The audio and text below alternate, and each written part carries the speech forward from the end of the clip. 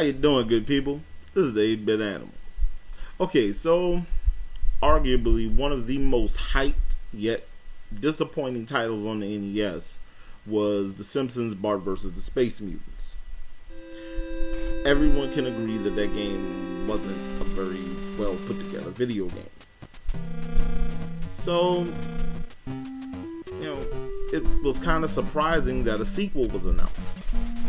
Well, not really, because the game sold like crazy because of the fact that it was a Simpsons branded video game. And little kids loved the Simpsons back then. But, that's neither here nor there. In 1991, that sequel was released. And again, it was published by Acclaim.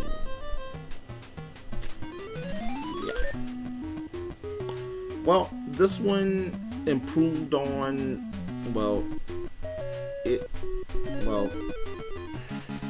today's game is Bart versus the World.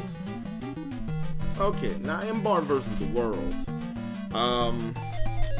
Bart Simpson has won this contest to be a part of a Krusty the Clown around the world scavenger hunt, which will send him to different locales around the world, obviously. And for some reason, Mr. Burns has rigged said scavenger hunt so that he can trap the Simpsons and destroy them as payback for them causing so much trouble in his life over the years. The most ridiculous plot. This is even ridiculous for the Simpsons. This plot makes no sense. Anyway, so Bart goes through these different locales. The Arctic, the North Pole. I'm sorry, gotta be specific. The North Pole, Egypt, China, a couple other places, not necessarily the entire world. And he's on this quest to collect Krusty brand souvenirs, and eventually at the end of every level he defeats a member of the Burns family, because Monty Burns has enlisted the help of various family members from around the world, including the abominable Snow Burns, Ramses Burns, and Fu Manchu Burns. Yeah. Anyway, it's a side-scrolling platformer with that focuses more on platforming this go-around than it did in the first game. And the controls are pretty much the same, so you still have that some of the weird, clunky, hold A to run, tap A to jump stuff that was going on in the last game. Which means that platforming might not be the easiest thing in this game.